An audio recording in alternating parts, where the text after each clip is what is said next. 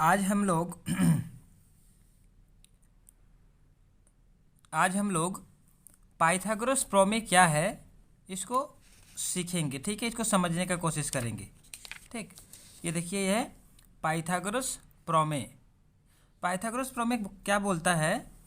एक समकोण त्रिभुज में कर्ण का वर्ग शेष दो भुजाओं के वर्गों के योग के बराबर होता है। ठीक है, किसी समकोण त्रिभुज में, ये मैंने एक समकोण त्रिभुज यहाँ पे बनाया हुआ है जिसका कोण भी क्या है?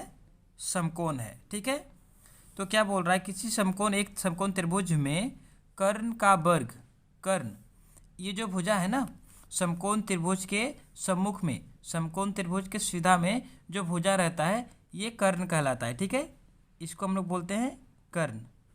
ठीक है, उसके बाद क्या बोल रहा है?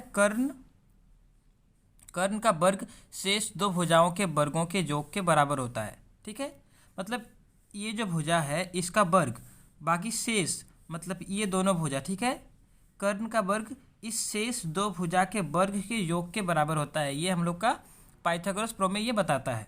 ठीक है, इसको हम लोग अभी समझते हैं। इसको कर्ण बोलते हैं। ठीक है, ये नीचे वाले को इसको बोलते हैं आधार। ठीक है, इस भुजा का नाम है आधार, इस भुजा का नाम है कर्ण और इस भुजा का नाम है लंब।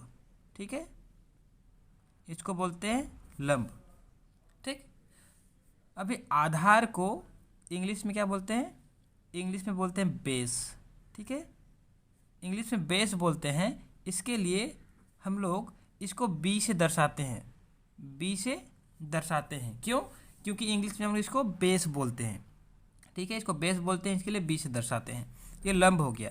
ठीक है, लंब को इंग्लिश में बोलते हैं परपेंडिकुलर। ठीक है, लंब को क्या बोलते हैं?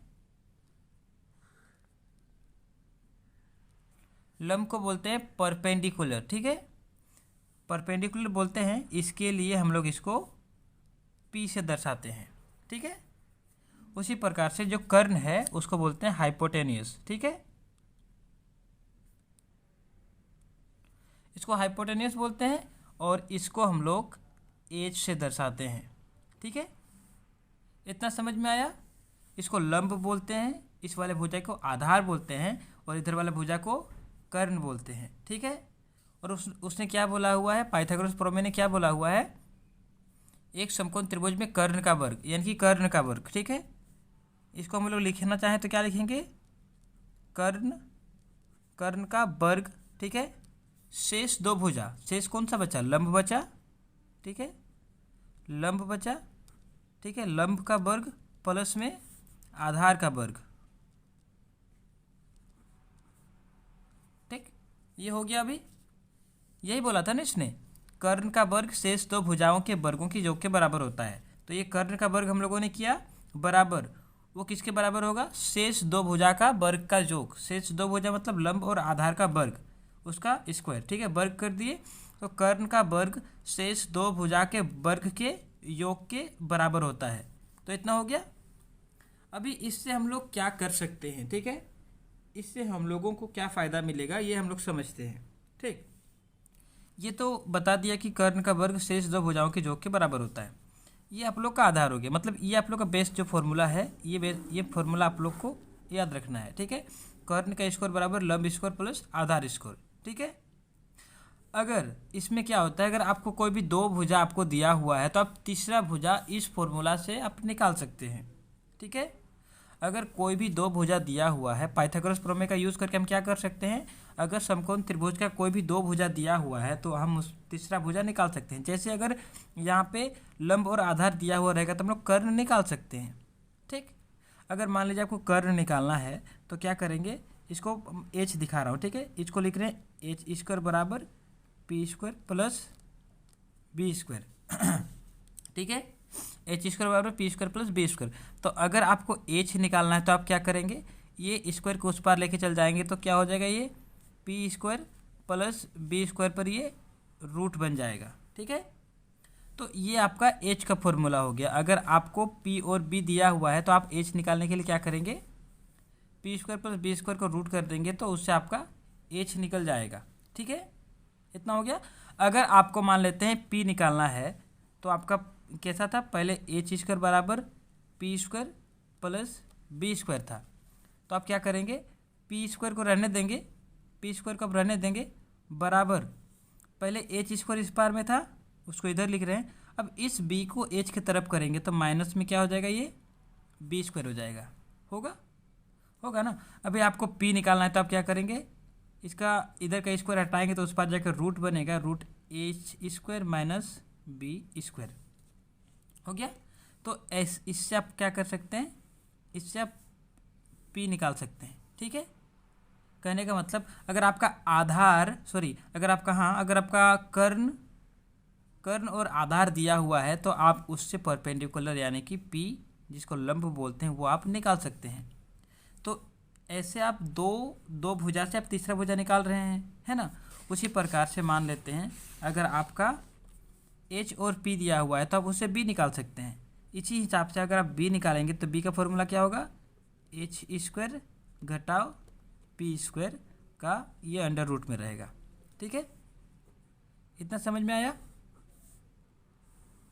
पाइथागोरस प्रमेय का यूज़ क्या है, अगर किसी भी समकोण त्रिभुज में अगर किसी भी समकोण त्रिभुज में अगर आपको दो भुजा का जो लंबाई है वो अगर आपको पता है तो आप तीसरे भुजा का लंबाई पाइथागोरस प्रमेय का यूज़ करके आप निकाल सकते हैं, ठीक है। उसके लिए आपको ये जो बोल रहा है आपका पाइथागोरस प्रमेय क्या बोल रहा है ये आपको याद रखना है। पाइथागोरस प्रमेय क्या बोलता है, एक समकोण त्रिभुज का, है ना, उसमें क्या होता है, कर्ण का वर्ग शेष दो भुजाओं के वर्ग के योग के बराबर होता है, ये आपको याद रखना है, ठीक है।